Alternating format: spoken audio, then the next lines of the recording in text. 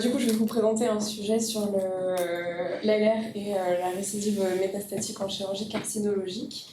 Alors, quelques petits rappels d'épidémiologie pour commencer.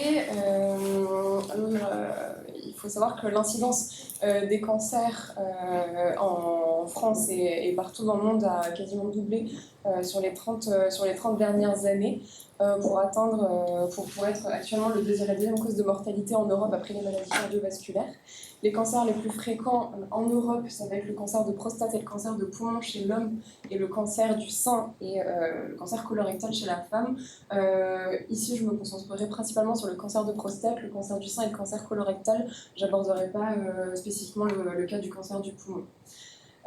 En parallèle de ça, la mortalité spécifique au cancer a diminué de 35% environ sur les 3 dernières décennies grâce aux alternatives thérapeutiques actuelles qui sont en constante progression depuis ces dernières années.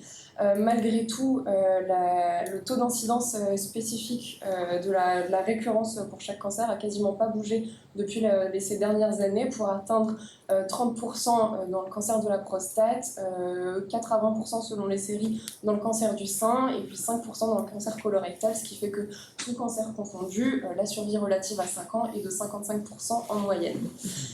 Quelques petits rappels de physiopathologie. La réponse immunitaire antitumorale, elle est principalement à médiation cellulaire, en impliquant principalement les lymphocytes T cytotoxiques et les cellules NK, un peu moins les cellules dendritiques et les macrophages, avec comme principaux médiateurs de l'inflammation des cytokines pro-TH1.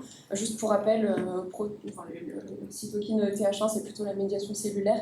TH2, ça va être l'immunité humorale. Là, en l'occurrence, pour la réponse immunitaire antitumorale, ça va être une immunité à médiation cellulaire, donc plutôt TH1. Ces cytokines-là, ça va être l'IL2, l'IL12, l'interféron gamma et le TNF-alpha qui vont avoir pour rôle d'augmenter l'activité cytotoxique des lymphocytes T et des cellules NK.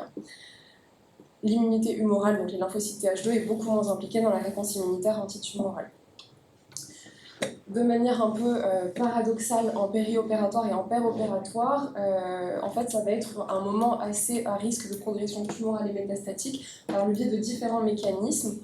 Le premier mécanisme, ça va être qu'au moment de la chirurgie, au moment de l'incision, on va avoir une libération en fait, des facteurs de croissance cellulaire tumorale dans la circulation systémique qui vont avoir pour effet secondaire une progression tumorale à la fois locale et à distance en embolisant en fait, des micrométastases dans la circulation générale. Le deuxième élément, c'est qu'on va avoir une angiogénèse qui va être augmentée par une augmentation des molécules pro-angiogéniques comme le VEGF et par une diminution des molécules anti-angiogéniques, l'endostatine et l'angiotensine principalement.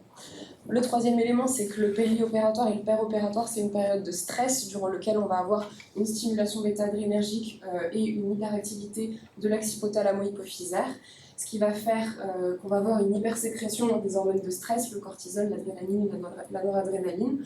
Ces hormones de stress, elles vont avoir pour effet une immunomodulation, une immunodépression en déséquilibrant la balance TH1-TH2. Donc elles vont diminuer la sécrétion des cytokines pro-TH1, encore une fois l'IL2, l'IL12, le TNF-alpha et l'interféron gamma, et qu'elles vont augmenter les cytokines pro-TH2, l'IL10 principalement. Ça va avoir pour effet de diminuer le nombre et aussi la cytotoxicité des lymphocytes T cytotoxiques et des cellules NK. Or, on a dit que c'était les deux principaux protagonistes de la réponse immunitaire antitumorale. Pour récapituler, en périopératoire, en peropératoire, on va avoir une production des hormones de stress qui va être augmentée, une dépression immunitaire antitumorale, une angiogénèse qui va être augmentée également, tout ça aboutissant à une embolisation de micrométastases dans la circulation systémique. Il ne faut pas oublier que prendre un peu de recul et de penser qu'en périopératoire et en peropératoire, il y a une multitude de facteurs confondants qui vont être surajoutés, notamment la douleur, dont on va reparler juste après, mais aussi l'anémie, la transfusion, l'hypotension, l'hypothermie et l'hyperglycémie qui vont avoir aussi un rôle et des conséquences sur l'immunité antitumorale. On peut aussi se poser la question de l'effet des agents anesthésiques. On va parler très brièvement des hypnotiques et des morphiniques, mais ce qui nous intéresse surtout aujourd'hui, c'est le rôle de l'ALR sur la réponse immunitaire antitumorale et sur la récidive métastatique dans les chirurgies carcinologiques. Un petit mot rapide du coup sur la douleur et sur les agents anesthésiques. La douleur aiguë, c'est donc une situation de stress durant laquelle on va avoir une hyperstimulation de l'axe hypothalamo-hypophysaire et une hyperstimulation du système sympathique. Par ce biais-là, on va avoir une suppression de l'activité cytotoxique des cellules NK et des lymphocytes cytotoxiques, ce qui va favoriser le développement de métastases, et on va revoir les papiers qui parlent de ça juste après. Et à l'inverse, le traitement de la douleur diminuerait le risque métastatique. Ça, encore une fois, on va en reparler juste après. En se disant du coup que le traitement de la douleur diminuerait le risque métastatique, on peut se demander quelle est l'influence de la morphine et des opiacés sur la récidive métastatique. Et en fait, de manière un peu paradoxale, encore une fois, il a été montré que la morphine serait plutôt délétère sur ce risque-là, puisqu'elle serait pro-angiogénique et qu'elle diminuerait l'activité des cellules NK. Pareil pour la kétamine, qui aurait des propriétés cette fois-ci stimulantes adrénergiques et qui diminuerait l'activité des cellules NK et du coup augmenterait le risque métastatique. Un petit mot très rapide sur les hypnotiques qui globalement ont montré aussi une diminution des fonctions immunitaires et un effet délétère sur la récidive métastatique, principalement les agents inhalés et le thiopental. Les agents inhalés qui ont été le plus étudiés, c'est le desflurane et le sévoflurane, pardon.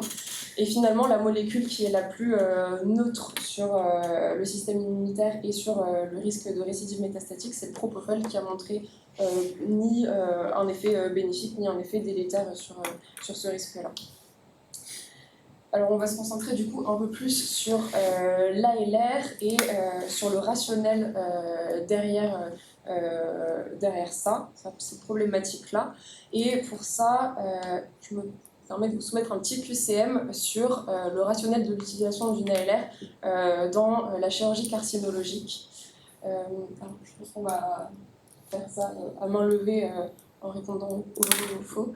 Alors, est-ce que l'utilisation de l'ALR diminuerait les besoins en agents anesthésiques et en opiacés? Si on a qui pensent que c'est vrai. Et ça augmenterait la réponse au stress, qui pensent que c'est vrai. Ok, ça diminuerait la douleur post-opératoire. Ça n'aurait pas d'effet immunodépresseur.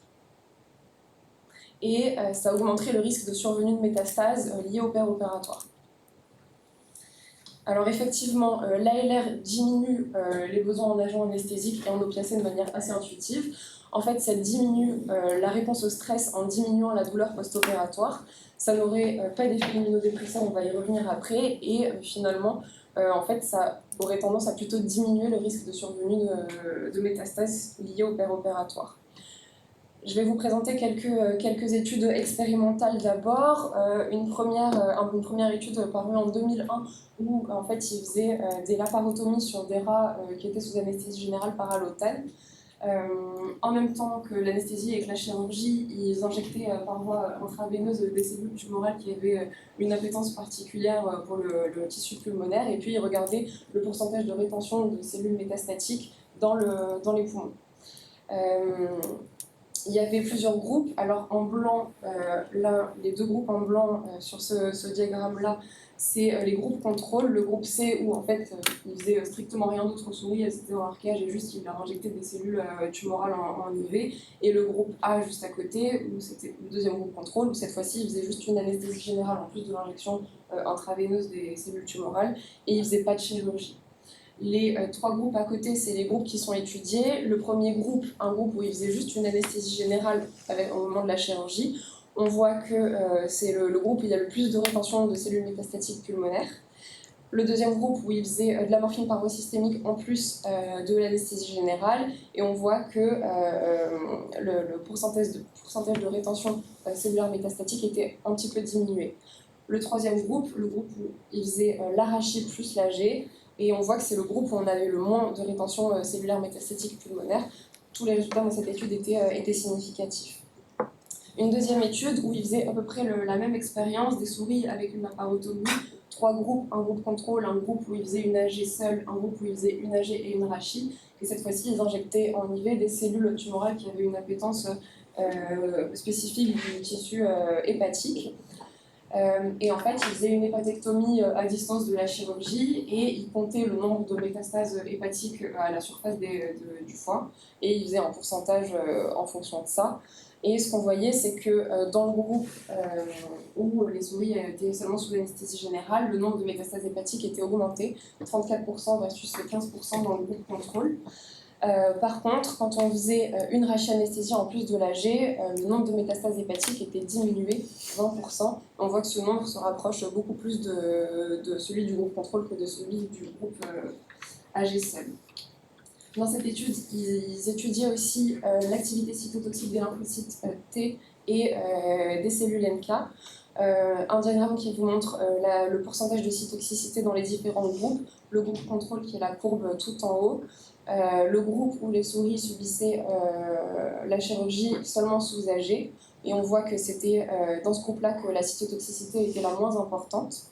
Et le deuxième groupe, qui était le groupe AG plus Rachi, où on voit que, alors on n'atteint pas non plus la courbe contrôle, mais l'activité cytotoxique était quand même largement préservée par rapport au groupe où les souris étaient seulement sous AG.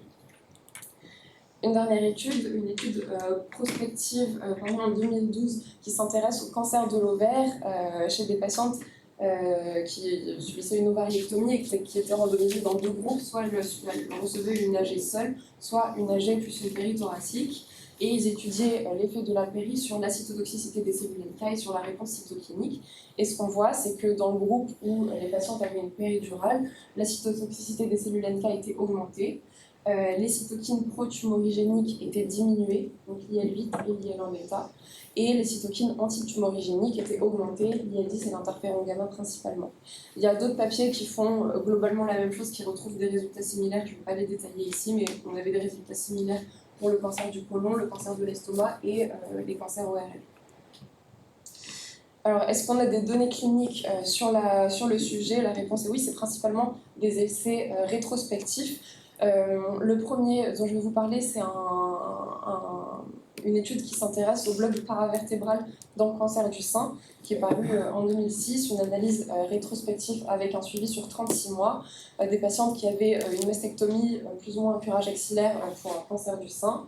Leur critère de jugement principal, c'était l'incidence d'une récidive carcinologique ou la survenue de métastases. Et il y avait deux groupes dans cette étude. Un groupe où les patientes étaient sous AG seule avec une PSA de morphine en post-opératoire. Un groupe où elles avaient une AG et un bloc paravertébral. Il est celle qui était en place pendant 48 heures environ. Sur le critère de jugement principal, qui était la survie sans récurrence à 24 mois et à 36 mois, on voit que dans le groupe où les patientes avaient un bloc paravertébral, la courbe du haut, la survie sans récidive était en tout cas un peu augmentée par rapport au groupe qui était sous AG seul, 94% versus 77%, et les résultats étaient significatifs. Un deuxième papier qui s'intéresse au cancer du côlon et à la péridurale thoracique, un essai encore une fois rétrospectif, 177 patients, un suivi sur plusieurs années. Les cancers du côlon étaient soit métastatiques, soit non métastatiques, et encore une fois deux groupes, soit l'AG toute seule, soit AG plus péridurale thoracique, en niveau T6 avec de la bupivacaïne. Et ce qui était intéressant dans cette étude, c'est qu'ils faisaient la différence selon que le cancer du côlon était initialement métastatique ou non métastatique, puisqu'on voit que dans le groupe de patients où les cancers n'étaient pas métastatiques d'emblée, les deux entourés en bleu juste au-dessus, on avait moins de récurrences secondaires avant 18 mois de manière significative. Par contre, après 18 mois, il n'y avait pas de différence significative. Par contre, quand les cancers étaient d'emblée métastatiques, en vert juste en dessous, les courbes de survie étaient globalement superposables jusqu'à 1 an. Après 1 an, les courbes se séparaient, mais ces différences n'étaient pas significatives. Donc, assez intéressant quand même, je trouve, de faire la différence entre non métastatique et métastatique. Par contre, c'est le seul papier que j'ai trouvé qui faisait la différence entre les deux, alors que bon, je trouve que c'est assez intéressant quand même. La dernière étude que je vais vous présenter, une étude qui s'intéresse au cancer de prostate et à la péridurale thoracique. Encore une fois, un essai rétrospectif, 225 patients qui étaient suivis sur plusieurs années. Des cancers de prostate quand même assez avancés, puisqu'on leur faisait des prostatectomies radicales, deux groupes AG plus PSA de morphine ou AG plus péridurale. Et leur critère de jugement principal, c'était l'incidence de la récidive biochimique avec une augmentation du taux de PSA par rapport au nadir de PSA en post-opératoire immédiat juste après la prostatectomie. Ce qu'on voit ici, encore une fois, c'est que dans le groupe qui avait reçu une péridurale, on avait beaucoup moins de récurrence, une survie sans récurrence qui était augmentée par rapport au groupe qui était sous âge et seul. Et on voit quand même que la différence est assez impressionnante dans cette étude, 57% moins de récurrence dans le groupe qui reçoit une péri par rapport au groupe qui reçoit une AG. C'est un peu plus spectaculaire que dans les autres études, c'est celle qui montre le plus d'écart entre les deux groupes. Donc des résultats entre les études expérimentales et les études cliniques qui vont dans le même sens, mais des essais qui restent de faible niveau de preuve et des papiers quand même assez anciens. Alors il y a des essais un peu plus récents, mais qui sont globalement, comme on peut le voir, un peu décevants quand même.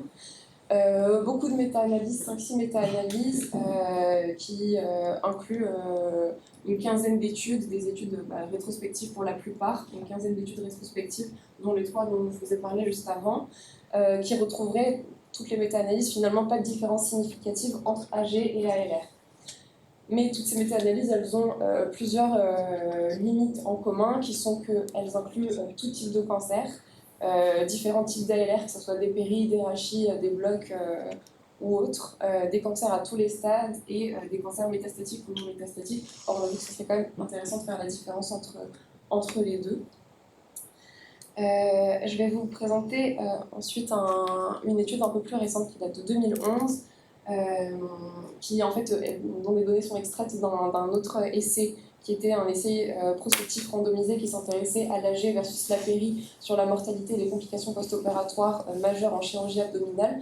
De cette étude, ils ont extrait 503 patients qui bénéficient d'une chirurgie abdominale carcinologique. En l'occurrence, là, c'était des œsophagectomies, des pancréatectomies, des colectomies, des gastrectomies, etc. Il y avait deux groupes, un groupe où ils recevaient une AG plus une analgésie multimodale et un groupe où ils recevaient une AG plus une péridurale thoracique. Et la critère de jugement principal, c'était la survie sans récidive à 15 ans. Ce qu'on voit dans cette étude-là, c'est qu'ils ne retrouvaient pas de différence significative entre les deux groupes, avec un hasard ratio à 0,95 et c'était pas significatif. Et puis finalement, il a fallu attendre 2019, cet essai qui a été publié dans le Lancet, pour avoir le premier essai prospectif randomisé multicentrique un peu plus solide qui avait été mené dans 13 hôpitaux à l'international. Ils avaient randomisé 2132 patients de moins de 85 ans avec cancer du sein incurable et qui devaient avoir une mastectomie. Leur critère de jugement principal, c'était la récurrence locale ou métastatique, et les patientes étaient randomisées dans deux groupes. Un groupe où elles étaient sous-âgées au sévoflurane et le traitement de la douleur était réalisé par des opiacés, et un groupe où elles avaient une AG par propofol et un bloc paravertébral. Je ne sais pas si vous vous souvenez, mais je trouve que les deux groupes sont assez bien faits parce qu'on avait vu au début que les molécules qui étaient les plus délétères sur la récidive métastatique, c'était justement les agents inhalés et les opiacés.